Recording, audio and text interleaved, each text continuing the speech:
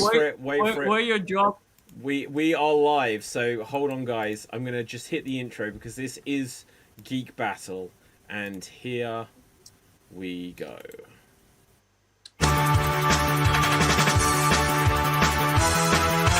Welcome to the Geek Battle Zone. We discuss comics and puny minds are blown. We debate Marvel versus DC, Skeletor, X-Men, and Ron Weasley.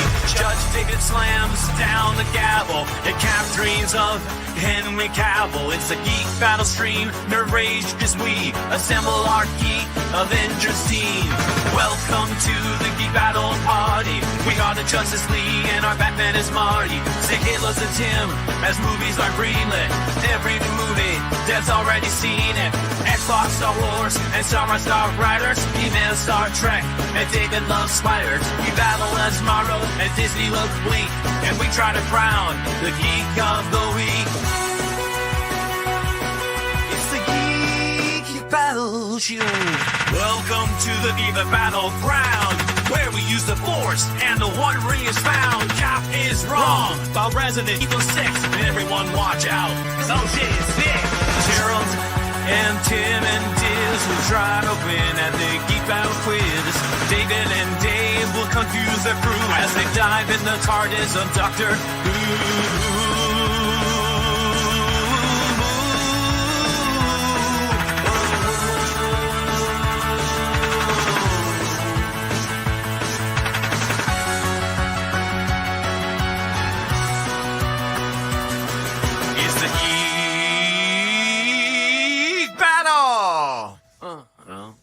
Watch out now, we're full of hot takes. Johnny Courtney is garbage, but Red Dwarf is great.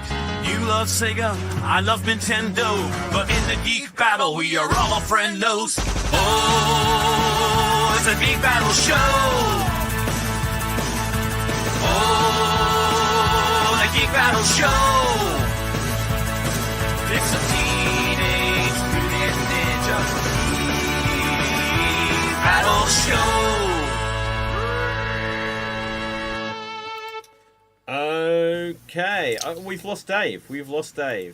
Okay, so there is Dave. Hello, everyone, and welcome one and all to Geek Battle. So, today we've got it's been Christmas. It's the first show of the new year, so hopefully this is going to be lots of fun. But let's hear from everyone with our New Year's new geek resolutions, perhaps, and perhaps we'll get into some predictions for 2026 later, but there's certainly some stuff I want to talk about. But Tim, say hello to the people. Hello to the people. It's Tim from North Kingstown, Rhode Island, the smallest state, smaller than one of the educational districts in Texas. Yeah, do we do Geek Facts of the Week now? Yeah. Or, yeah. What's that cool thing? Scientists, so I want to go for the serious geek thing. Scientists did a research on a specific toad because when the toad was put in buckets of milk, it made the milk go sour slower. So, like, I don't know how they found this out, but it was like a folk remedy for milk spoilage in Russia. And they found out that there's 57 different peptides on the toad's skin that are like antimicrobial, and that helps reduce the spoilage of the milk and slow it down as it's spoiled, which is just pretty darn cool. I thought where you were going with that. Do you remember the film Catch Me If You Can with Christopher Walken telling his story about, Yes. So there are two mice in a bucket of milk, and one of them just drowned, and the other one swam so hard he churned it into cream and climbed out. I thought that's where we were going with this. But, Capelfave, say hello to the people. Hail from the land of leopards, elephants, and crocodile, and also the future, Sri Lanka. It's me, Capital Dave, and my geek fact of the day. Well, I didn't think of one, so I'm trying to do something on top of my head. Okay. So here's the thing. So in Warhammer 40k, that's where I will fall back to whenever I don't have anything. So after the Horus Heresy, they really limited the range of Space Marines a single legion can have. So basically, they broke them into chapters because at the height of the Horus Heresy, there were like 10,000 Marines or something like that for each legions. But then they broke up into chapters where they only have like 1,000 Marines per chapter. But there is a loophole in that rule where the Imperium has, if you're on a crusade, you can have more than 1,000 Marines. So the Black Templars looked at that rule and said, okay, then we're on a crusade until eternity. So they're basically on a crusade forever. So they can basically recruit anytime they want. And if an Inquisitor goes up to their ship and says, like, how many Marines do you have? They will specifically look at the Inquisitor and say, count the Marines, I dare you. Do you know, that's so interesting because where I thought you were going with that. Have you seen the film Catch Me If You Can? Right, okay, so anyway. There's this knock-knock joke. If you know it, then you get my point. Right, so anyway. Dave, say hello to the people. Hello to the people, I am Dave MC, back in Paris, France, after my own adventures, and my geek fact, I've been actually doing some research, I've been looking up stupid laws, like I found out one that was, you can't wear a suit of armour in Parliament, apparently that's still in place and still illegal, but I found one that's even funnier than that, is that this is still in place since 1986, it is illegal to handle a salmon suspiciously. I like it. So because of a fish market, black market scandal in the UK, it was assumed that people were smuggling fish. So if you were caught smuggling fish, smuggling fish, I don't know. It says smuggling on the. It says smuggling. I don't know what else it could possibly be. But well, hang on, look, Dave. Not showering. I have often looked fish. at you and think there's a man that smuggles fish, and I'm not talking about hiding them places. Do I look like Aquaman? Well, exactly. I feel like smuggling fish is a metaphor for not showering for a week. Okay. On that note, Dev, say hello to the people. Hello. Great. Now, anyway, so Dev, Happy New Year, by the way. Thank you. You too. Right. Do you have a geek fact for us? Geek fact. A lot of Disney creations have gone into public domain again. Ooh. At the start of the year. Tell us what has gone to public domain. I'm not this sure year? what's on. Pluto. I'm not sure what's on the docket this Pluto. year, but I think Pluto. the original design for Goofy. Wow. Okay, let's ask AI. Not sure about Goofy, but I know Pluto is. Pluto's public domain now. Yeah. The original design, though. Like, not the later incarnation, the original design. Not the Mickey Mouse Clubhouse that you're so familiar with, Cap. Yeah. Okay, so no, probably this more is I always Okay. find this fascinating. Fair. Fair. So the interesting God, thing, I though, hate that show. okay, so what famous things have fallen into the public domain in 2026? Books and literary works. Let's see if anything. The Murder at the Vicarage by Agatha Christie. The First Four Nancy Drew Mysteries. Let's see anything else. Blah blah blah. The Little Engine That Could. But let's see. Films. All Quiet on the Western Front.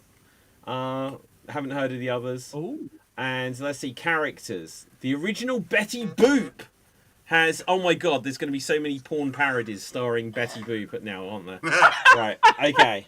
Early Pluto. There you go. Oh my god, they're going to get Pluto and Betty Boop together. Right, okay. And additional horror early movie. Mickey Mouse cartoons and appearances from 1930. And dear. the song, Dream a Little Dream of Me. So how about that? Wow. Isn't Pokey supposed to be in public domain? Because I know he's older than 1930s. What, Porky Porky Pig. Pig? Porky Pig. Yeah. No, it can't be. No. I'd be No, surprised because he's the oldest. They're gone. He's the oldest Looney Tune. The second is Daffy, which is in 1934. Bugs Bunny is in the 1940s. Porky has to be older. He's really old. Well, it must be soon then. 2031. 2031. 2031. Oh, that's a few Porky. years. That's a few years to wait, Cap. Are you going to be Wow. able to cope? Ah, Yeah, but We I got can't. Betty I Boop. can't. I mean, like Porky's not my favorite character. I need Bugs Bunny or Daffy Duck to do stuff. Also, I just remembered another geek fact. Go on then. A very interesting thing is, they can never have the House of Mouse on Disney Plus, Why?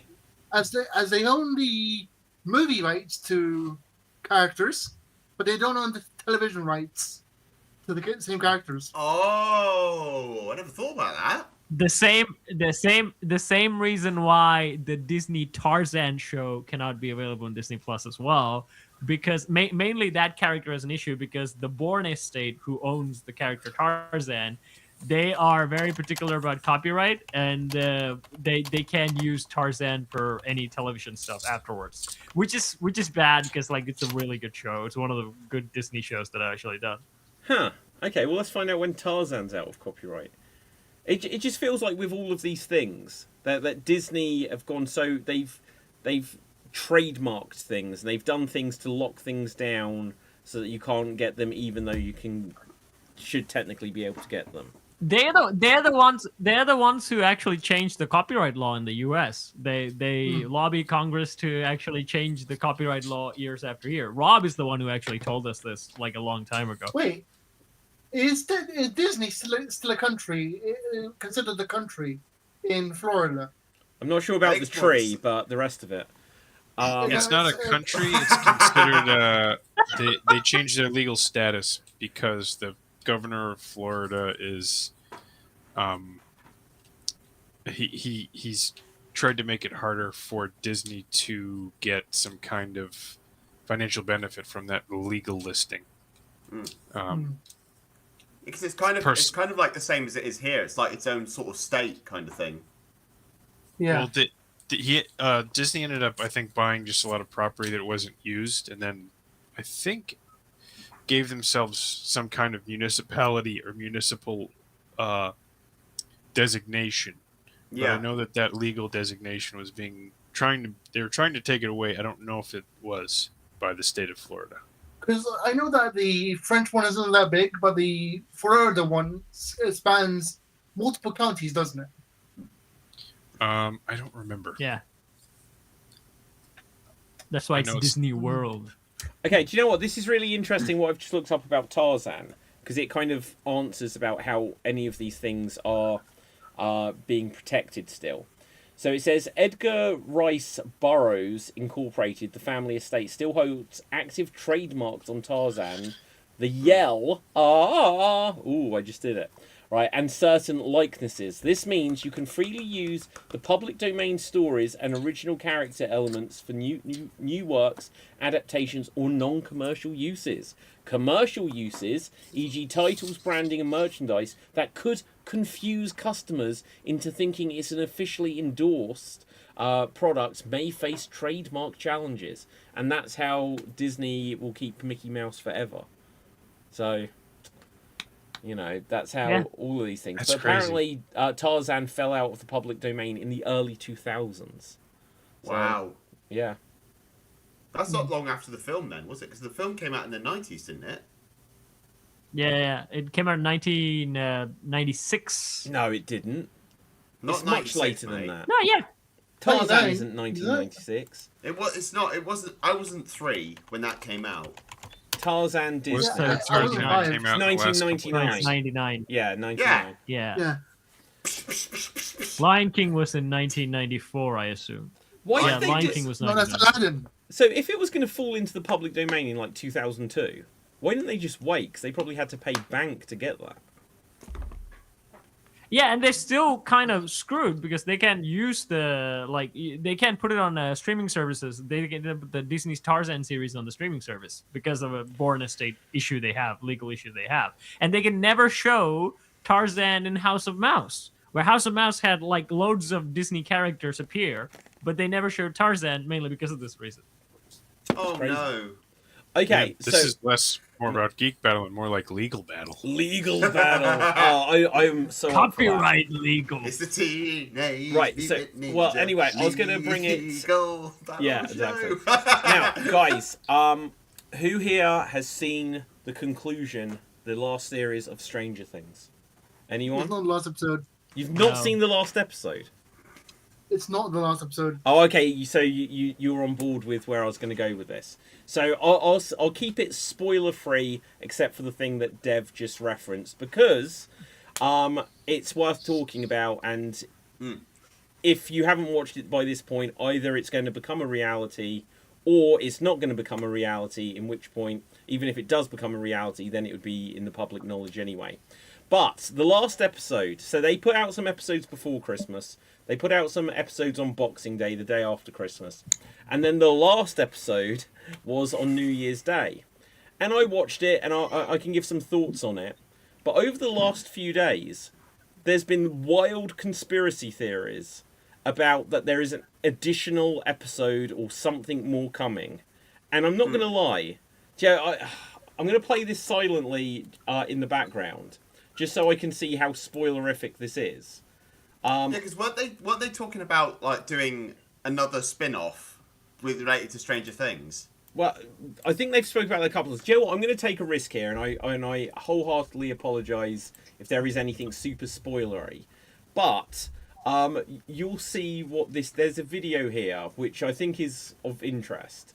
Let's bring it up. Let's unmute it for a second. So unmute. This is some guy talking about some of the conspiracy theories and about what he's getting into. All right, this might sound crazy, but I actually think we're getting an episode 9 of Stranger Things. All right, now The Tonight Show just posted this video of Vecna's actor dancing in like an OG 80s workout video. Let's listen to it. Let's channel our energy. Tomorrow, it begins. Tomorrow it begins. Yes, Tomorrow it the- begins. So they posted that yesterday. And for the last 4 or 5 days, people have been saying that there's all these clues that 1 week after, on the 7th of January, there is going to be some announcement or some additional episode drop. And so then for them to post something themselves yesterday, where Vecna says tomorrow it begins, is curious. This is not a coincidence, bro. They posted this at 10:07 p.m., bro. So that's 107 again. I got goosebumps. And the video is 107 long. So there we keep seeing that they keep hinting at something, and is this all just coincidence? There's an idea of like some sort of coincidence, mysticism thing where you can apply any, like the Number 23 movie, you find any sort of pattern and you can point something out. Yo, this is not a coincidence, bro. They just posted this video at 10:07 p.m. and the video is 107 long, and he says tomorrow it begins. Oh my god, we're actually getting an episode 9, bro. So if you go to the Stranger Things official TikTok, you could see they posted this video right here, which says the best damn science teacher that town has ever... Oh my god, the Demogorgon fell on me. As I was talking, we are getting an episode now. All right, buddy, if you pause it right here and you zoom into the back, what time does it say on the clock? It is 107 on the clock. This is not a coincidence, bro. Now, if you're still not convinced, stay with me because this is crazy. All right, we go to the comments, and if you type the words 11, her bracelet pops up. This is not fake, right? Now, if you type the words fake ending, bro, an animation of the OG group hugging back together pops up. Why? Okay, I have tested that, and that does happen. So why have they got something baked into their TikTok account where if you put a comment that says fake ending, it comes up with an animation? Unless they've seen what the internet are doing the last few days and they're now trolling us. It's a fascinating thing. Dev, just 1 second. So just to give my thought before I come to you. I don't think it will be such a shame if there isn't some additional episode now. And we can talk about why there might be an additional episode. But I can't think of anything that's existed like this before.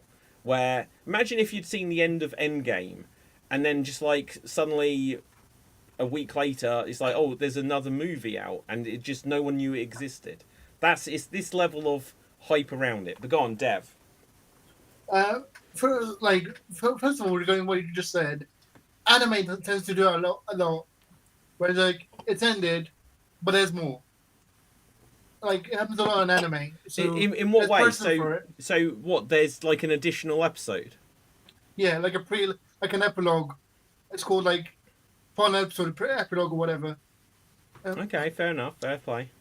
Like Seven Deadly Sins did that. They did like they finished season 1 and they did like a 1.5, like a 4-part sort of series, which sort of led into the next series, sort of building everything. And no Yeah. one what's knew coming it was next. already made at the conclusion of the series.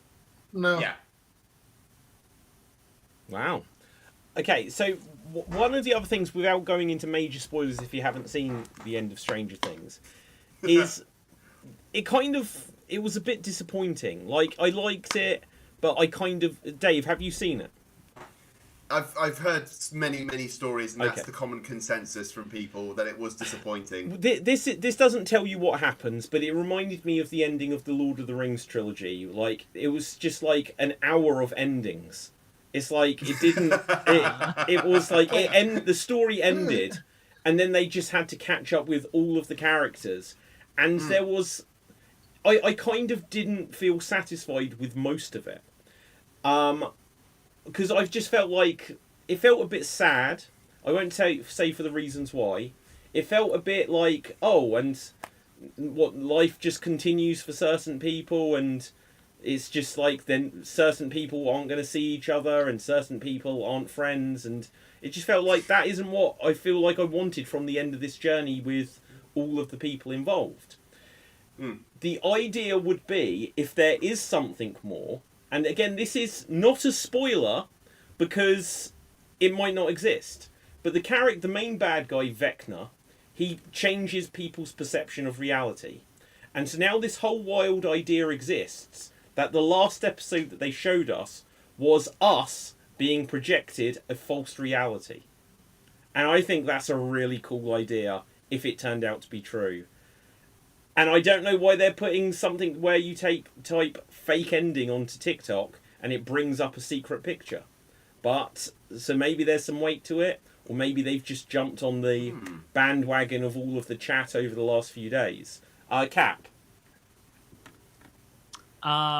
This is not going to touch on Stranger Things. It's going to touch on the one detail that you mentioned, the ending of Lord of the Rings. For me, the perfect ending for Lord of the Rings would have been that ceremony of crowning Aragorn, and they all sang that song. The film should have ended there instead of, we're going back to the Hobbit. I got you beat on that one, Cap. Go on. They get to Mount Doom. They get Done. to the edge. Sam's like, throw it in the fire. Frodo goes to reach in his pocket. He turns to Sam and goes, I left the ring in the Shire. Cut to black. Or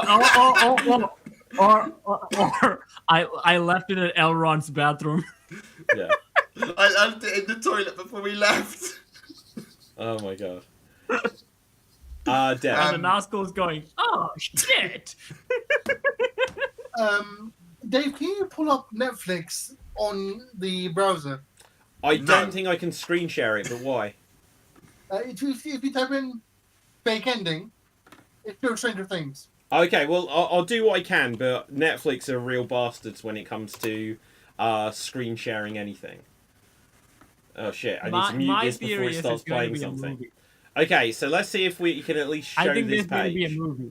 So look, Ricky Gervais has got a new special, so there's some advertising for him. So you say I type in fake ending. Fake ending. That's Vecna. And the first thing that comes up is Stranger Things. Yeah. Oh.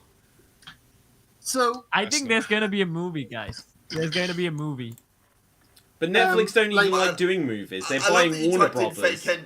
I like you typed in fake ending and it came up with WWE. So WWE this week that's real. did a crossover with Stranger Things, which was, I'm not going to lie, if you're a Stranger Things fan and not a wrestling fan and you're like, I need to check this out, don't. It was just that they played the Stranger Things music and they had like weird tentacles just over like the side of the entranceway. It was crap. But anyway, Dev. And that's so. Do you remember the ending of Marvel Zombies, where it turns out that like it's all an illusion? Yes. And Stranger Things, Vecna. I mean, yeah, but so like, okay, so Dorothy Gale, it's all a dream, right? So there's been lots of things where the ending, it's like, oh, something didn't really happen. But the idea that you see something, and then the idea for us, the audience, that they've tricked us into thinking something was real, and there's all like people have made videos which would be very spoilerific, which just show loads of inconsistencies, that this character never did this, now suddenly they're doing that. This colour changed, and it was something looked different here. The bad guy, if it's all a creation from his mind, never met this character, so that's why they're missing. It's all this kind of stuff, which is fantastic. But it might just be a real shame if it doesn't come to anything. Or maybe right now, they're on the phone with, like, Millie Bobby Brown. It's like, we need to make an announcement. Just sign up for one more 2-hour thing that we're filming this summer. You know, they might be doing this because there is the interest there. Like, people have been going crazy for it on TikTok and I mean, Twitter. that's all the cast have, right? Like Millie Bobby Brown, I would say she did try to with the movies. I think the Electric State, I think, which bombed so bad. She did Enola Holmes and Godzilla. Again with Netflix. Not Godzilla wasn't. Oh yeah, that movie. Yeah, I just reminded of how bad that movie is because it kept cutting to her instead of showing me Godzilla versus Ghidorah. And you gotta have the human bits. Then there's what's his name, Finn Wolfhard, which is either the best name or the worst last name ever. It's like are you horny tonight? Yeah, I'm Wolfhard. It's like, ugh, right? What does that mean? Right? Anyway, he did does Ghostbusters. sound like a D&D character. He did Ghostbusters, the last 2 Ghostbusters films, and he did It, didn't he? So, but and then Sadie Sink is going to be Jean Grey apparently. She's probably going to be the one Jean Grey or MJ or Mary Jane or something like this. But so a few of them will go on. How can we have Mary Jane? Isn't Zendaya Mary Jane? She's MJ. She's technically not Mary Jane. She's Michelle Jones. Yeah, but I don't understand why there would be. What? That would so that would be like there being Peter Parker. So okay. Patrick she's Michael Jackson, isn't she? She's Michael Jackson, isn't she? Oh god, that reminds me of the one good joke in Space Jam 2, right? Where near the end of the movie, they have to go find Michael Jordan to help them, right? Yeah. And they find Michael Jordan. They bring him in.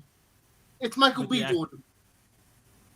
I don't get why did they even offer for Michael Jordan to actually be in that movie? Probably not, considering I don't think he was probably, because I think LeBron James has a thing with like Michael Jordan, like he's trying to be Michael Jordan so hard most of the time. He's trying to be like, but that's so weird. So why would you? MJ, I am the. Why would you be in the sequel to his movie and like I don't want to be associated to him? I'll just be in the sequel to his movie. I'm replacing him. I'm the upgrade. Well, maybe. Yeah. Okay, so what? Look. Well, why, when you type fake ending into Netflix, does it bring up Stranger Things as the first result? Why, when you type fake ending on Stranger Things on TikTok? Hang on, look, and here's the other thing. Let me bring it up because I saved it, but I'll have to bring it up this ways. Stranger Thing has become worse than Doctor Who. Well, no, what we've talked. This is the first time we've spoken about Stranger Things for more than 1 minute in like 8 years, right? So anyway, so here we see Sadie Sink, Max. Him is almost going to sleep. Yeah, and it says on the screen, and this was posted 1 day ago. If Max Mayfield can make it to graduation, spoiler, you can make it through the first week of 2026, right? The first week does end on the 7th, so there is definitely that they're playing into this if it isn't actually a thing. I mean, go for it. If it's working, market the hell out of it. I think they should. Okay, someone in the comments, Rose says, "Do it 6-7." What does that mean? Is this that weird? Fuck off! Yeah. Fuck off! 8-9. Yes. 8-9. Rose. I think 6-7 is perfect. Thank you. Go for it. As a Gen Z, I personally thank her so Dave feels nerd rage. I can't fault with 6-7 because 69. We had 69. They have 67. Wait, 60. What is 6-7 as some sort of? Are they meant to be It's like similar? this, Because Gen Alpha meme. It's like it's their meme. version of a funny number. It's like they're 420, etc., etc. but 69 has a very different meaning than what I think 6-7 does, right? Yeah. It was an exact position. Yeah. I think 6-7's fine. It's totally cool. Okay. The way that we stop 6-7 from happening is we acknowledge and accept it, and we use it as well. We put in a Walmart advert, and then Yeah, because when you do that, it stopped being cool. Dave, Exactly. Dave, once you No, stop so getting angry and you're like, you know what? We put 6-7 in Doctor One, Who. two. Yeah. You gotta put it in things and be like, yeah, I'm 6'7" too. I'm so cool. All And of then your they're like, bones "What?" is what I'm going to break, Tim. Every single bone you have, even if bones you never knew you had, I'm going to find them and I'm going to break them. You gotta find all 6'7" of them. Mother. So I don't even. Yeah, I'll be honest though. the I don't even moment you get. put a number in there, I'm gonna use 6'7" right now, Dave. You know, you're gonna be so mad you travel from France to, yeah, you gotta find me first, all right? Because there's all the other 10 numbers, all right? I mean 8 numbers, But all like, right? And I'm just using 6'7". yeah, I don't even quite get why this is a thing. I think this is another example of how they just create something, like whoever they are, just to cause division amongst people. Because I don't see why young people think this is entertaining or funny or amusing at all. And I don't understand why old people like Dave are getting angry about it. No, it's mainly because one, Dave is angry about it. That's one of the funny Piss things why off! people do it. But like, I don't think Marty? Dave. Why are you angry about it? Like, Like, I don't get what. Okay, so the reason I think you don't know, with it- Dave. This is an intervention. I think you're being controlled by them, like Cybermen control people. Like Vecna. Yes, exactly.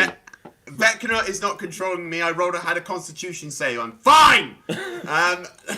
Sure, that sounds okay, fine. Yeah, sure. Shut your face, Dev. I'm talking. No. So the reason I'm annoyed at it is because during the Panto run that I was doing, our comedy guy kept putting 6-7 jokes into the show, and it went on. Like, we had one show that we did where every single time we came on, when we were talking, I know it's not Shakespeare, right? I know it's not high-end performance, but at the same point, you're missing everything we're saying because you keep saying the same joke over and over again. You're like, what should we name the cat? 6-7. Oh, what's your evil plan? 6-7. Fucking shut up and let me talk about things. It's basically, I would say, like Gen Z meme humor is usually nonsensical at the point where, you know, that goat meme that you guys had for a while where it's just bah everywhere. That was in Thor. It's kind of like It is literally that. But No, the Thor thing is, like, talking- it went. What annoyed me about it was it wasn't the fact that the joke was made. It was just being made again and again and again and again, and it was going on for 60 minutes, if not 90 Dave. minutes. Now you, Dave. You know how your math teacher felt. What math teacher? My math teacher hated me. Dave, that That's comedian that you why. were working with, you know what would turn him off from using that? Is you helping him use that. That's the easiest way. Absorb it, take it, and be like, I'm gonna ruin this for him in 15 minutes. All right, don't give him 60. You do 5 minutes. So, you know what you should do, Dave? Just give him time. Just give him a little bit No, of the show, Panto's not done all of now. it. Panto's Give done him- now. It's give him done. 6 or It's 7 minutes. happened. It's done. That's why Give I'm him so 6 or angry. 7 minutes. This has been and done, mate. This isn't happening right now. They're not in the other room waiting to talk to me about this. Saying, hey, he mentioned this on his podcast. And, no, I'm fucking talking about it now. Also, Dave MC, check Facebook. I've checked the Facebook, Dev, and it is not appreciated, you bastard. Right now, though, fake ending is a meme, and we have no idea if that has any meaning. I hope it does. So, But apparently, I've just seen this, and this is quite amusing. So I quite like this progression of this character through the years. That's really funny. That is pretty good. I like how it looks like the meme was made by Dave because it's missing 6. Leave So it's me not alone. Yeah, Leave true. me alone. Dave, you got some strong The Marty worst thing vibes now- right now. The I miss worst him, thing by that the could way. happen to Dave is that he plays Resident Evil 9 and then Leon says something like 6, 7 and he's just like, fuck it, that's it. I'm dead. I'm done. Bam. So what else are we talking about on the show today, I don't know, David? to be Please honest, move right. this on. I saw Yeah. What have the you guys Fallout. seen? Well, what have you guys seen? Go on, Tim. I saw the first 3 episodes of season 2 of Fallout. It was pretty good. Was it good? Yeah, I didn't had see fun. season 1 of Fallout. I mean, it's a really they do video game. They do the video game well, I guess. A lot of video. Well, it's not Halo. They didn't absolutely wreck the story. Yeah. So, And I not liked The it. Witcher. Yeah, It's like with Halo, it is just a linear story. You know, you've got your main protagonist, Master Chief, from A to B. But with Fallout, you play as a multitude of characters, and the world itself is so big, anything can happen in it. But it's still in this, like when we see the Brotherhood of Steel. Oh, we know who they are because they're in pretty much all the games. Oh, we know what a ghoul is because we've seen them before as well. yeah, And everybody knows the Vault suits as well. yeah. it's- And Taylor Sheridan's not involved with it, so he doesn't have to be muscular and naked and be like, "I'll solve problems." But Fallout I liked because it does take place in the universe and it becomes like a continuation of the story. So I really enjoyed it for that. It's hammy, I guess I would call it. Campy. There's a lot of like the first 5 minutes of season 2 was just like hilarious. But I liked it. Walton Goggins does a good job in it. And, Okay, Dev. yeah.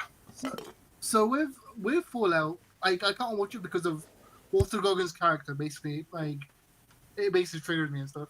But what I have read about the characters is it's very similar to the Minecraft movie where each character in the Fallout show plays like a different play style or in the games, Yeah. like how a player would play the game. I've never played the game, so I wouldn't know. I'd say give it a go, Tim. If you ever had the chance to, give Fallout 4 a go. It's Okay. it's a lot of fun. Do you know what? When I got my Xbox 360, I think it came with Fallout 3. And I think I played it Yeah. for like 8 minutes. And then never again. You I never always got out of the vault, mate. Yeah, I don't think I did, right? That wasn't the game I wanted it for, but it came with it. And I was like, oh, I've got Fallout 3. I didn't know a thing about Like it. Call of Duty. Yeah. Okay, so guys, Tim, I believe on a previous show a few weeks ago, you mentioned about the show Pluribus or Pluribus or whatever. Yes, I saw the whole thing. It was awesome.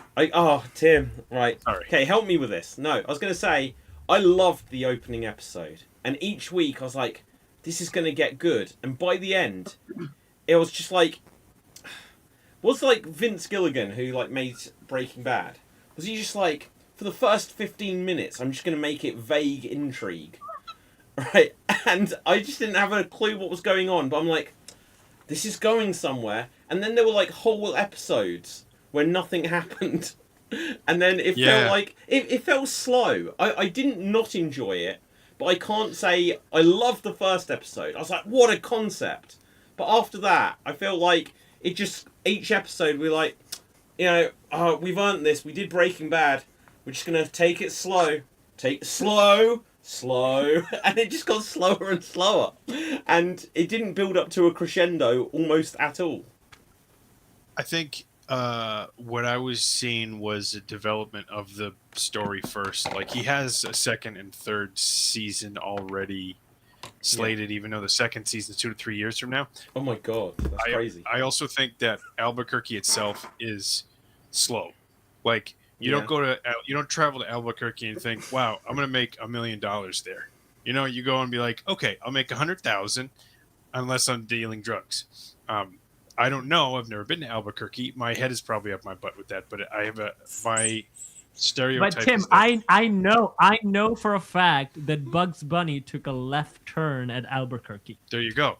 And Vince Gilligan loves working in Albuquerque. Nobody because- understood that joke. I just, No I one just, sorry, understood I that just like, joke. yeah, Oh, perfect. I understood the joke. I just didn't care. He was being 6'7" about it.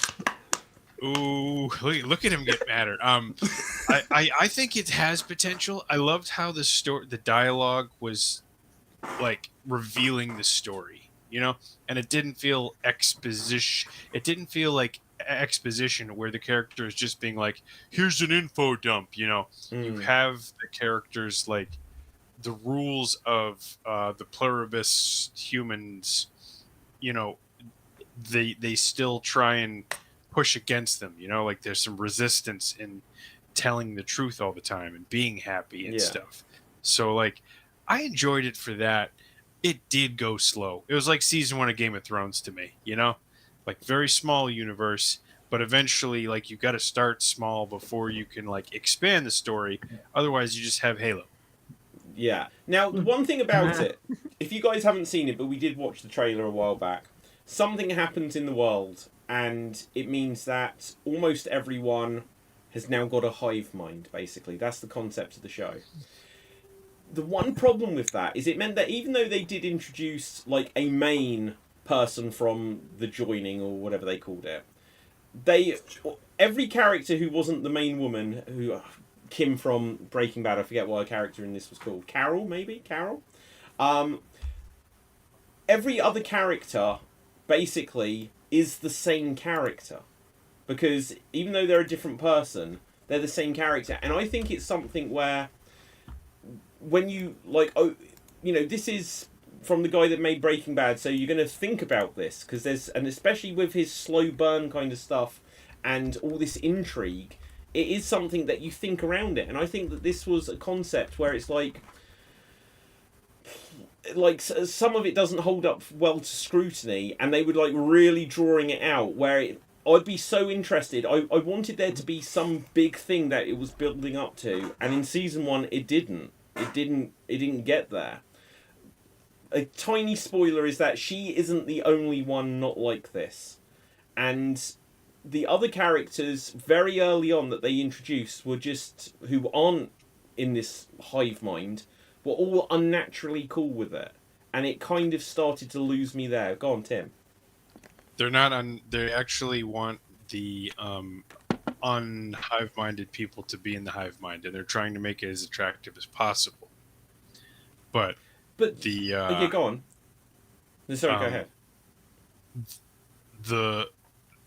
The dark forest concept of like is there extraterrestrial life outside, the dark forest concept leads this to there's a philosophy behind this kind of virus that turns everyone into a happy hive mind that supports the dark forest theory. Now, I don't want to get too deep into it because you won't, like, the show reveals these in like slow burn reveals, but the hive mind cannot sustain itself. Well, okay, so the pivotal point for me where I was like, this doesn't hold up, is that one of the people who isn't part of the hive mind has got a son. And when there was like some gathering and Carol asked something, and then the son answered with some real scientific answer, and it showed like the mother look at her son like, how can you answer this? It should have been here where any of the characters that weren't part of the hive mind were effectively like, wait, you're my son's body, but you're not my son's mind anymore. My son's, you know, my son's mind is accessible because I can ask you questions, but everyone knows every bit of knowledge. So you've kind of robbed him of his individuality.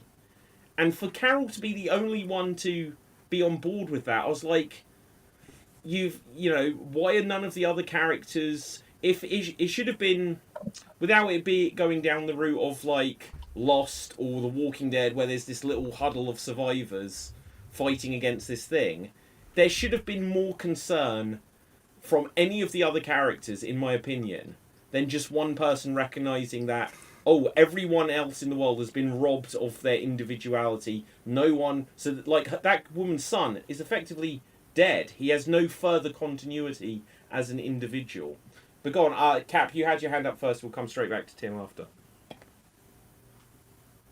Okay, so several things. One, I would say that concept of like the hive mind, also having someone's body and then kind of giving them individuality, which is a very old vampire thing, where with like Dracula's minions, basically he can access them whenever he wants. Like usually they have many series where like Dracula basically absorbing their skills and talent by actually feeding on people. And one of the funny thing they do is like in Batman versus Dracula, where Joker actually answers the question why vampires need to constantly keep drinking blood, is that he would say, I am his vessel. Basically, all the vampires that Dracula have kind of act like his jar of blood, basically, that he can pull energy from whenever he needs. Now, another angle when you guys said about like, kind of being like this mind zombies, there was a very niche animated series I do not know the name of, where a guy who has a simulation runner sci-fi thing where he can just run simulations and go into different universes that he built. And one universe that he goes to is in a zombie apocalypse, and he's interviewing the president of the world that is being zombie apocalypsed. He's kind of like a reporter who goes to these different universes and interview them. And then what they realize is that finally the president gets bit, even the reporter gets bit. When they realize is that the zombies, what they're actually doing, they're inviting the non-zombie people to a party. The reason why zombies were doing like that, because they were partying. When you turn into a zombie, you see the disco lights go off and the zombies, you're basically partying. And you search for people who's not partying, and so you can invite them to a party, which was a very fun concept. And to the Dark Forest theory, this is from another series called Love, Death, and Robots, where humans are a spacefaring race. They encounter an ecosystem literally flying in space, basically like a Tyrian hive mind or something like that. It's a living ecosystem that is traveling through space.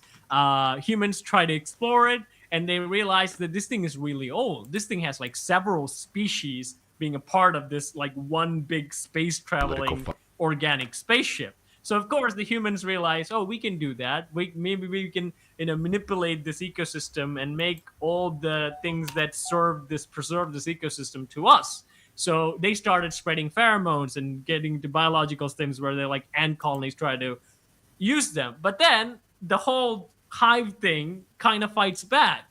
It actually absorbs the humans into its ecosystem and literally hooks a woman up. And then the guy who's left over and says like, this is how we do things. We lure species into our hive mind, and they think they can take the hive mind over, but basically you just become a part of it.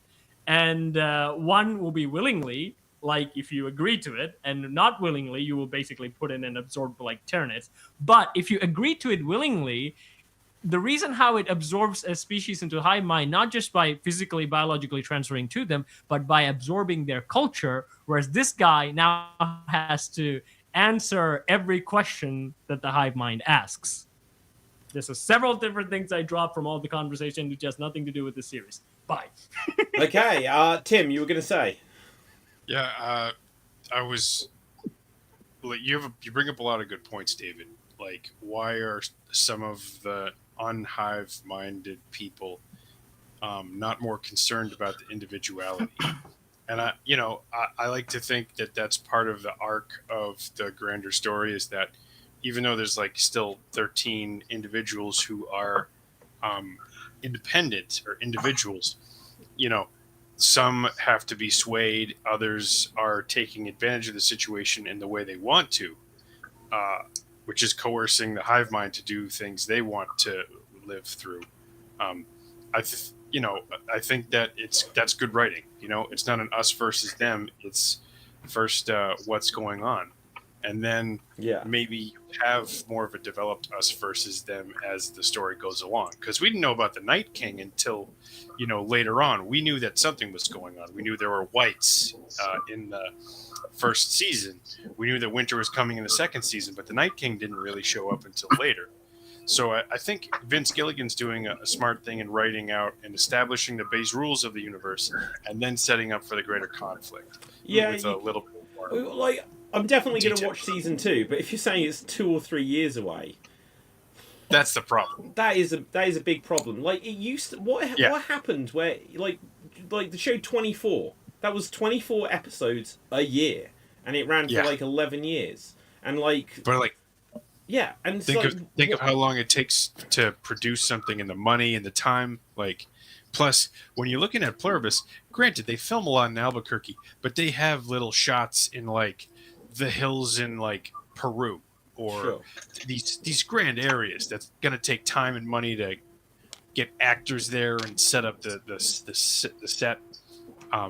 It's expensive, and Gilligan is planning out something over a long period of time, like he did with Breaking Bad. Yeah, okay, quite possibly. Dev. It's like, again, with the transition of, like, for example, taking 24 as an example, and taking Stranger Things as an example, where things are like stretched out forever.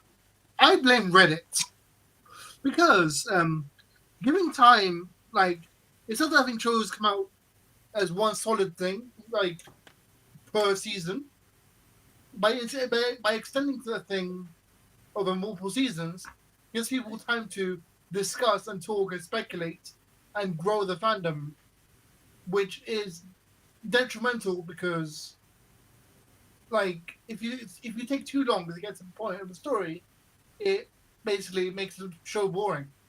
But it's Vince Gilligan, and he's banking on his fame from Breaking Bad and Better Call Saul, and thinking, oh, I can let this ride for 5 seasons, and people will still watch. It doesn't need to be good in season 1, because the people will watch because I made it. Yeah, I think that's definitely an element of it. But like, this is where by the end of it, I was just like, you know, you're being a bit too self-indulgent with this. You need to give me a little more, because if this wasn't where I was like sitting down like, oh yeah, this is the new thing from Breaking Bad guy, I'd just been like, this is too slow for me. And like the ending was almost kind of like a punchline-y kind of ending. I don't want to say it if people haven't seen it, but like the final shot kind of thing that happened in that last 20 seconds is a reference back to something earlier. But it's like, what's going to happen with that? But I won't speak on it because it's a big spoiler. Ends on a cliffhanger. It does. But not enough of a cliffhanger, because literally I can tell nothing immediately is going to happen from that. True. And nothing, I don't think how anything can happen from that with those characters involved. You know. I would say like the best thing like series can do is that they can have arcs, like can make a promise to the audience, like, okay, this story arc, again, it depends on how you set up the show. So when it gets like, if you like a detective series or something like that, they have like one big case that they're moving forward with, and that arc would end, and then they would leave few hints for the next arc to begin if they get a greenlit for a next season. But I kind of hard to do that with like these kind of shows, I believe, where there needs to be like, they're very quantitative shows. Oh, this is a hive mind, this is the concept, so it has to end. Yeah. So it is difficult, but I think if they do it in arcs, it's always better. So you can decide when the next arc begins, do you want to be invested or not? Yeah, true. Okay, Dave, let's come to you. I haven't heard from you for a little bit.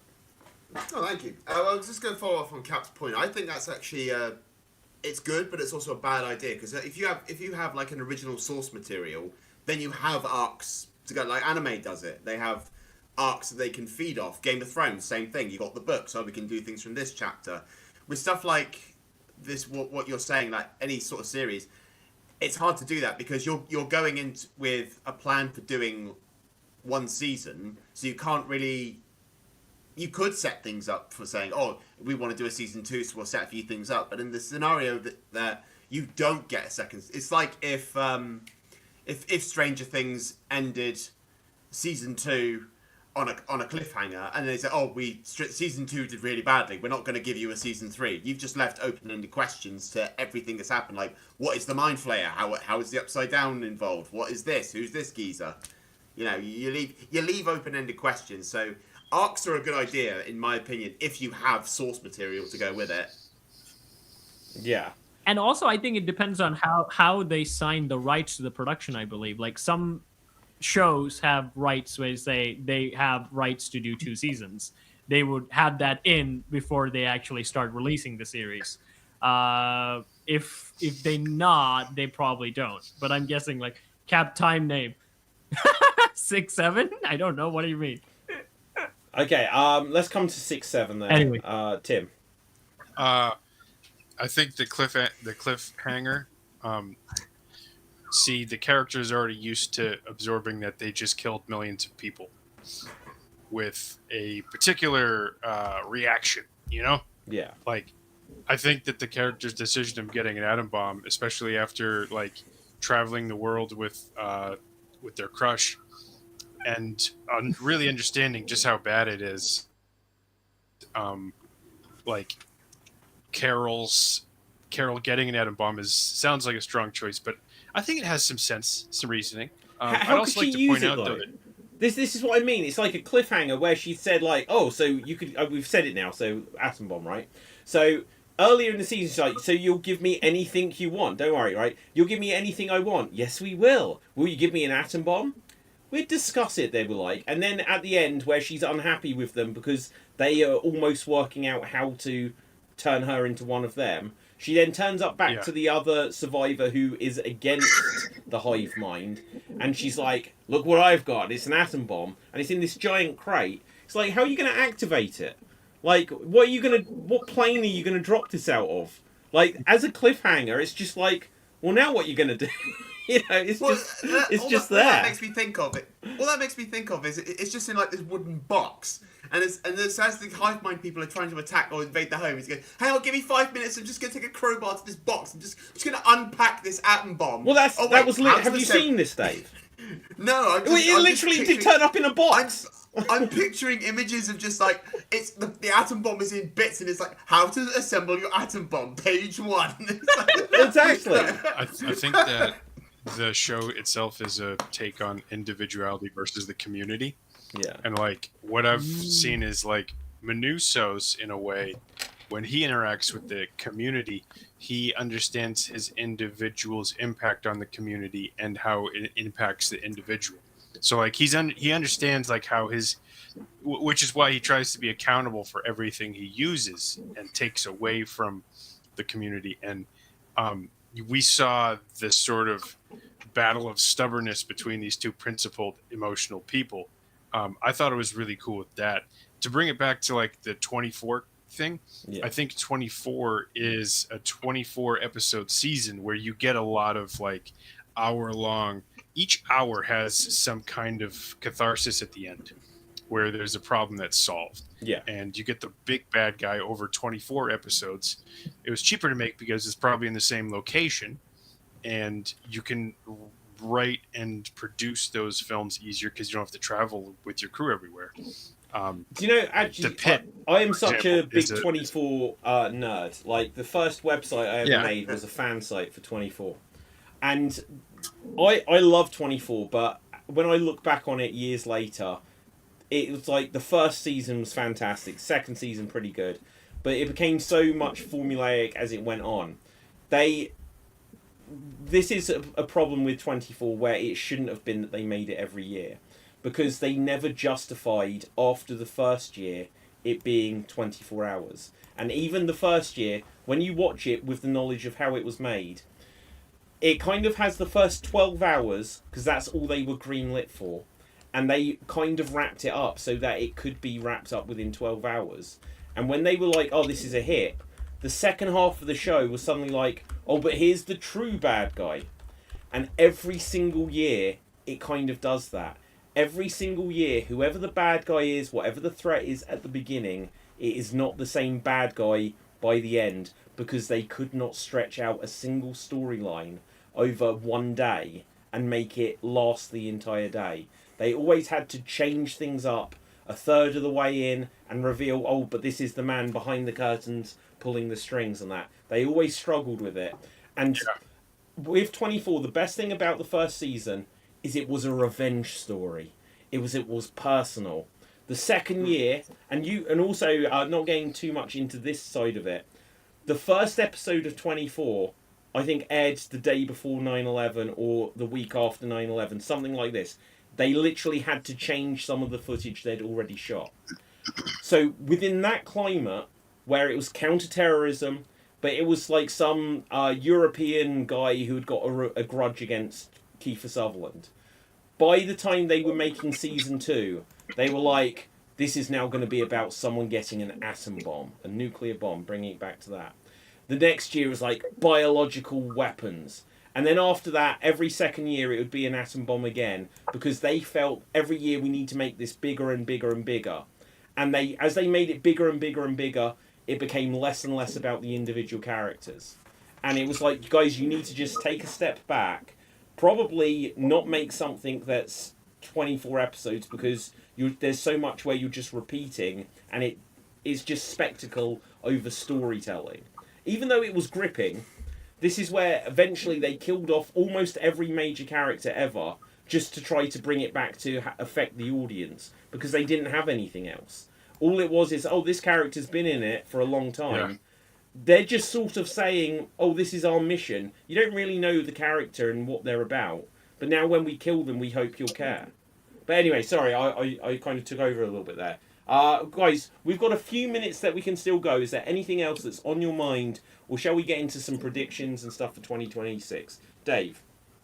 I would say, like, during the Panto run, I did watch a series called, I don't know if you've already spoken about it on here. I watched It, Welcome to Derry. Ooh, no, was it good? I thought it was very, very good. The build up to actually seeing Pennywise was absolutely worth it. Like, and seeing that, I'm of two minds on this one. Like, I like the thought that they show how the creature got here. But at the same point, I don't like that. I liked the mystery of how this thing got here. You know, when you say the creature, you're talking about Pennywise, right? Horror. What Pennywise is, what it's supposed to be. But other than that, you know, I thought it was pretty good, and there was a lot of tie-ins to the films. Because they sort of. Not a major spoiler, but they kind of say that Pennywise, or the thing, is omnipresent, so it is everywhere. It's in the past and it's in the future as well. Some really good horror moments in it as well. Lots of suspense and build-up. I really wish that the choir would shut the fuck up at points. The choir? You know that the whole thing goes, oh, like the build-up sort of thing. Right. It's like, just shut up for 5 minutes and let me watch the fucking series, please. You know? But no, some really good scares, really good goal. Bill Skarsgård as Pennywise was really, really good. So, can I just ask a question, though? Yeah. One, I don't know how many episodes it was. I'm assuming it's going to be a limited series, 6 or 8 or something like this, right? Mm. Right. Okay, so did it 6 or 7, David?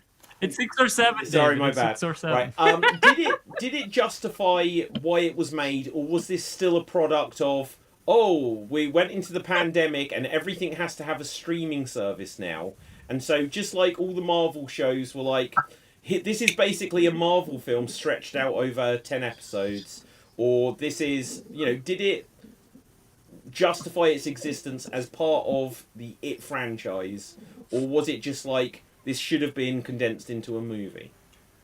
I think it justified its reasoning, whether it would be a series or a film. Like, it works as a series, but I shut up. I changed my mind. It does work better as a series because it does fill it. It has bits that fills in the gaps. Kind of like it goes, oh, here's the thing that happened in the past. This is why this happens. This is why Pennywise looks like he does as well.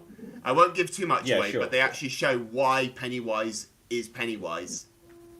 Okay, cool. Dev. From what I read about the show, because I can't watch it,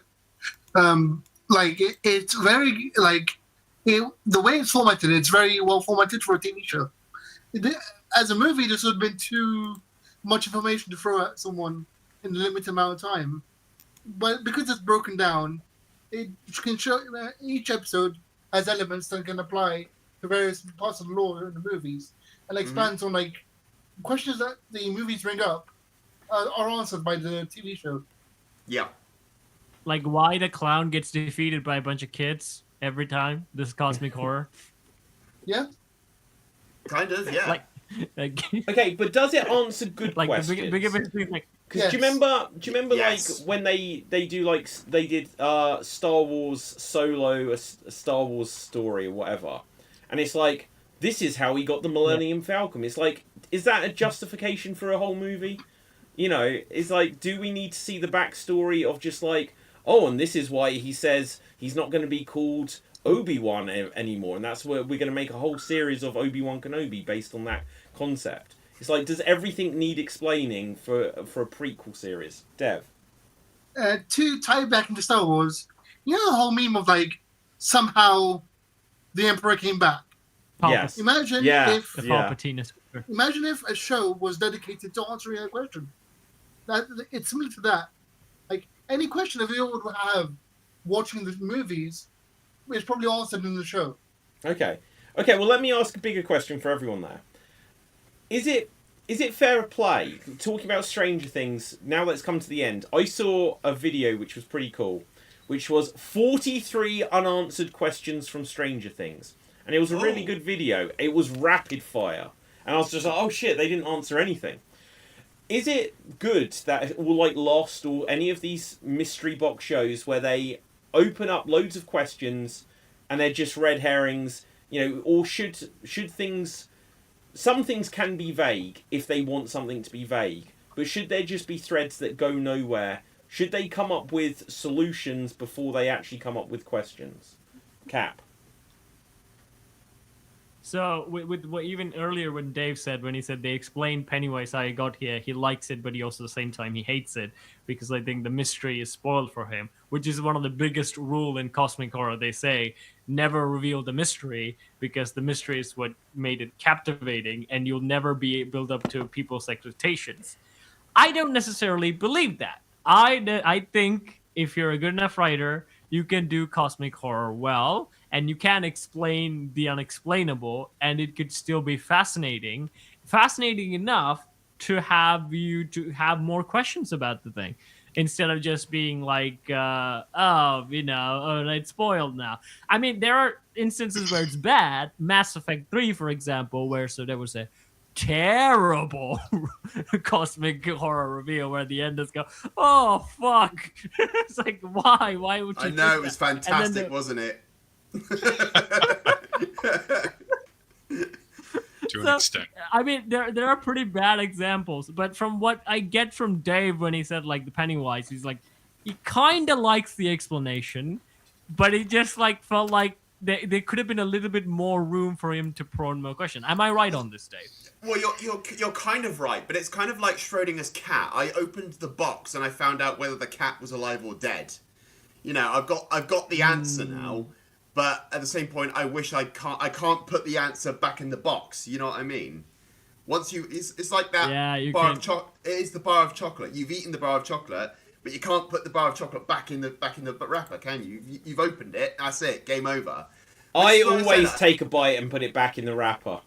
You know, it's just great in Tesco's when that happens. They just like open it and there's like teeth marks in it. But you know what I'm saying? Oh. It's like the question was answered, but at the same point, I wish it wasn't answered. Yeah. Have you guys seen Event Horizon? I have. Actual one or the film? Actual one? Yeah, the real one. I've seen one.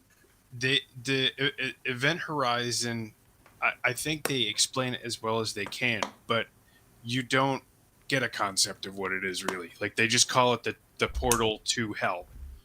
Oh yeah. When I watch the movie though, that doesn't feel like it's enough to explain it. Like there's still some mystery behind it, and it really creates like this sense of doom.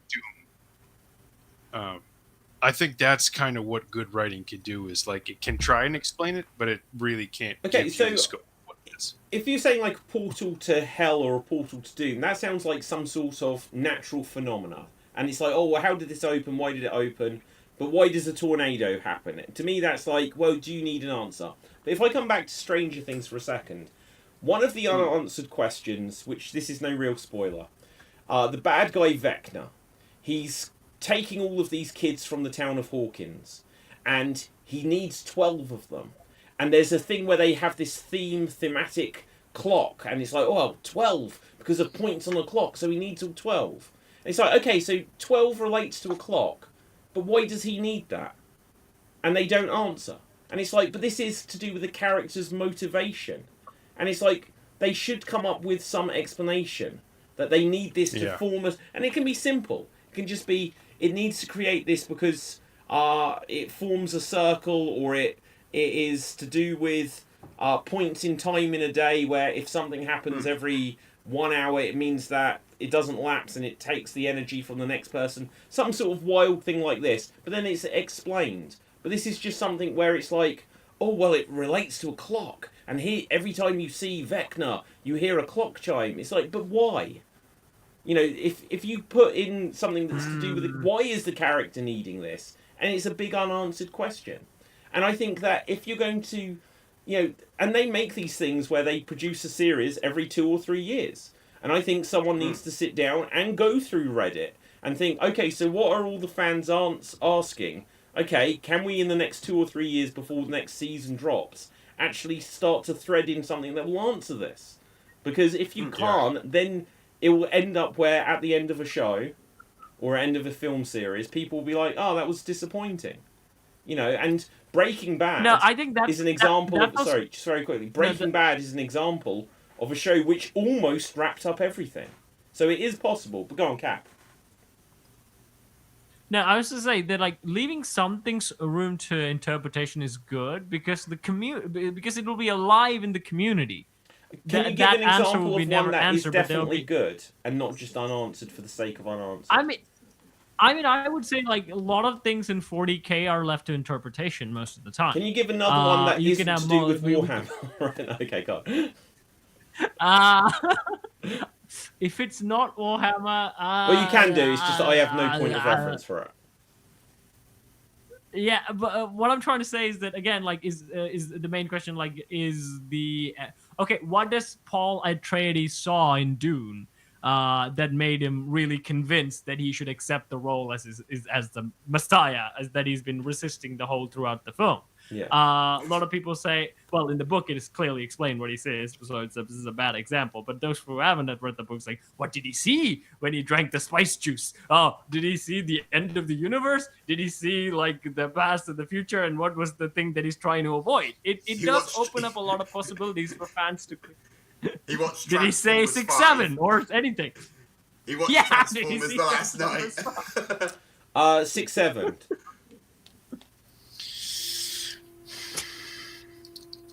Tim, that meant... Does, you, Tim. Sorry. So is there a detail in the story left out that people are okay with not knowing? Correct? Yeah, is that's the question. Does Jesus' resurrection in the Bible count as that? Well, see, that's the ultimate example. That's the... Like, but then I feel like there is explanation. Because now you're saying it's like a divine being. It comes down to... You put it to faith and God. And if they do that in shows, because so many shows go, like Lost, it has so much symbolism for, oh, this is religious and good versus evil. And Superman, they're like, oh, look at all this where he's meant to be Christ and stuff like this. There are lots of things that do go on the idea of we'll just take it on faith kind of thing. But where you leave a character's motivation or some action that happens which is just inexplicable, where it's okay to be vague. I can give an example, but it's a massive spoiler, so I won't do it. Dev, we haven't come to you in a little bit. Speaking of like leaving something to the imagination, like and letting the fans talk about it and stuff. Do you remember the show Life on Mars on BBC? Yes, I do. Great show. They did that for Life on Mars, and then they answered the question in Ashes to Ashes. Yes. Okay, so how do you feel about that they did then answer it? They went for the logical answer, which was stupid, but the fact they brought in the actual devil into the show was where it went stupid. Do you know what? I forgot that detail. I just thought you meant about whether or not John Sim got home, basically. like they basically I want to spoil the show now. Go for it. The characters are all police officers who died in different Oh yeah, of course. Yeah, like, yeah. in different decades, and like they're all from like one officer's from the 70s, one's from the 80s, one's from the 90s, and they're all in purgatory, and the main chief has to guide them to heaven. But in the second show, they introduce another character who's tempting them to transfer into his department, which is hell. Oh yeah, I forgot that stuff in Ashes to Ashes. I haven't seen that in many years. Guys, we're going to need to begin to wrap things up. Cap, I'll just come to you, and then we are going to have to wrap things, I'm afraid. So I would say when you think about, again, back to the original Cosmic Horror example with Cthulhu, one of the things they will say, like, why you don't explain the motivations of Cthulhu is because what Cthulhu is you basically to an ant. Does the ant can comprehend why the heck are you moving this mouse to do something while it's on my table? It has zero conception of what a computer is, what a mouse is, or what the fuck am I doing? Like, ant brain cannot really understand any of it. Which is a hard thing to pull off, what you were doing in interdimensional being or a horror thing like that, when it does something that you don't understand. But what most often people do is that when they try to do, we're going to be very vague and very, intellectual about it, and then a simple person may look at that and say, that's kind of stupid. So you may fall into that trap. But if you think about something like Halo, right? The Flood was a big cosmic mystery in Halo. But you kind of have like a very solid theories of what it is. It's either a natural occurring predator of the universe that just, likes to consume every sentient life once so often, or it's something that is made by an alien civilization, probably a parasite that was made by a science experiment gone wrong. You only have like two possibilities, unless you have something hint on interesting something that we don't even think of.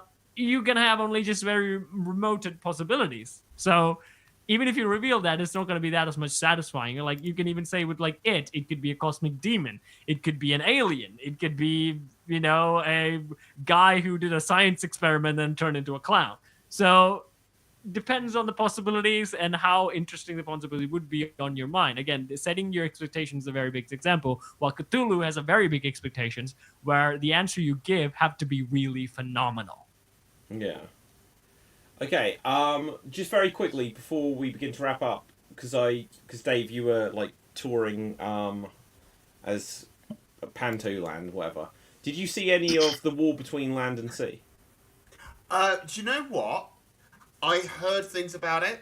I caught bits and pieces of it. Apparently, it's really good. And they kind of explain why the Sea Devils look different between each other. I thought, this is a shame. I thought it was awful. well, no, because I haven't. Like I said, I didn't really watch it. I watched bits and pieces because I sort of swore off it because I was like, "Oh, here we go. You're gonna ruin the sea." Well, because when they started doing the whole thing about, we have a problem calling them Sea Devils. It's a problem. But that's what they call them in the show. They call them Sea Devils. The Doctor they call them Sea Devils. In fact, the Silurians themselves, they call them Sea Devils. Yeah. And when I brought that up to someone, do you know what he said? He's like, "Oh, no, you're wrong, Dave. You're absolutely wrong, man. Warriors of the Deep, Peter Davison, go." Right. Okay, so my very quick thoughts on it is it was a Doctor Who show. Where most of it was just a negotiation. Yeah. Most of it was the people who were either in makeup or made of CGI, and they were like, once again, every year with Doctor Who, the last 2 or 3 years, they're like, we're going to have some big CGI thing, but animating it, moving off the spot is expensive, so we won't do that. So for the most part, they took Torchwood from 15 years ago, where there was... The one with Peter Capaldi before he was the Doctor, where there was just like something in a glass jar in some mist in the background. They just had like a glass jar with water in it, and then like they'd walk through and they'd stand there in front of like a courtroom and negotiate for most of the show. Stood there.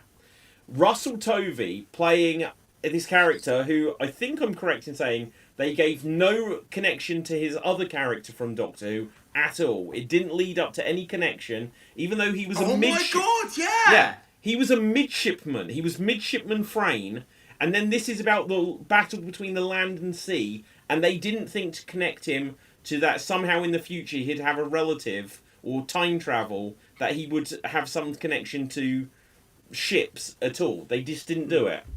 And here's the thing, when he played Midshipman Frame, and he's all like, oh, what am I going to do? I'm really nervous all the time. He played this new character exactly the same. And I was like, what? He's the lead of this, and he's playing it like a buffoon. He should be playing it. He's a good actor. And yet, for most of it, he was like, oh, I shouldn't really be here. And I'm like, what? And then he ended up as like the main negotiator. And it's like, but you're not qualified for this. There is no way in hell they would ever do this. And it was a letdown. It was a letdown. It was really wacky. It was 5 episodes, and it dragged. Well, the thing is like, I looked at that and I thought, well, hang on. It still was more action-packed than Polyborus, though. So there's that for it. But it's like, you've got the Sea Devils coming through, and UNIT are like, oh, we got the Sea Devils are coming through. This is a terrible thing. Yeah, hang on. Didn't you just almost like a couple of years ago make a deal with the Zygons, who are, as I recall, still active on Earth? Yeah, they always forget these things, though. It's like somehow they forget about the Daleks as well. You remember the defense drones they had, and yet you had a Dalek invasion years ago, and yet you all somehow forgot about that. This is a problem with Doctor Who as a whole. Every 3 years, they're like, it doesn't make sense if everyone on Earth knows that there are aliens. So we better just make it like, people like, what, you saw an alien? You must be crazy. It's like, you've had aliens here since the 50s. What are you talking about? Yeah. You know.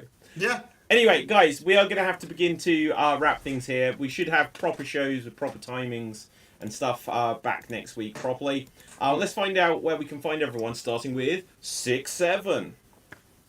Oh, you can find me at Providence. I'm doing a improv show at the CTC Contemporary Theater Company in Wakefield, Rhode Island on March 20th for Improvised Science Lab. We're inspired by Star Trek and Star Wars. We interview a science expert, and then we improvise a couple of scenes based on it. That's what I got for now. On to the next. Okay, Cap.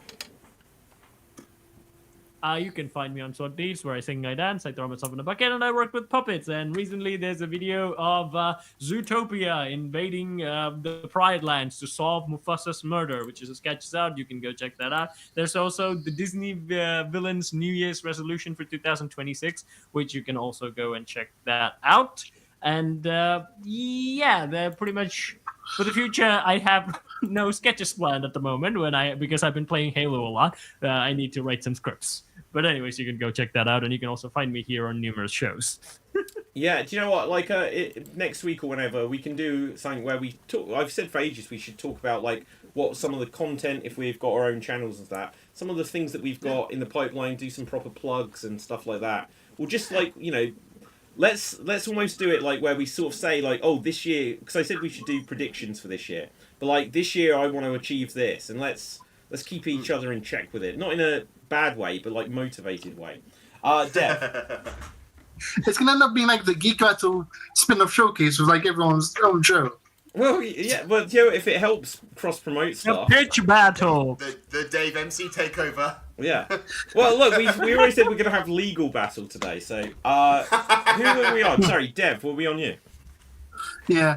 You can find me on TikTok and Twitch under the name FWDAD. Okay. Dave?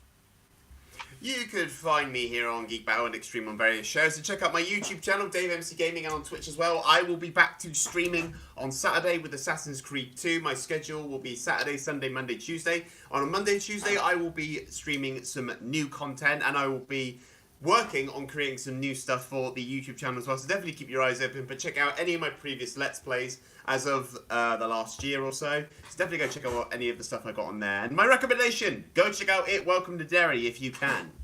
Okay, fantastic. My name is David Postansky. Find me on Facebook, Instagram, Twitter at David Postansky, and everything Geek Battle related. I'll talk about it more like next week if we do end up speaking about this other stuff. I've been working for so long on some new cool stuff that I should hopefully be able to show off soon. Go on, Dev, what do you want to say? I just realized tomorrow is the Extreme Improv live, right? Yes. I have a suggestion. Go on then. You should use 6-7.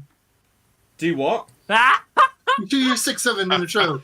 Someone might, and I'll be like, I don't know what that means, and probably the audience will be like, you're not 12, and that will be the end of it.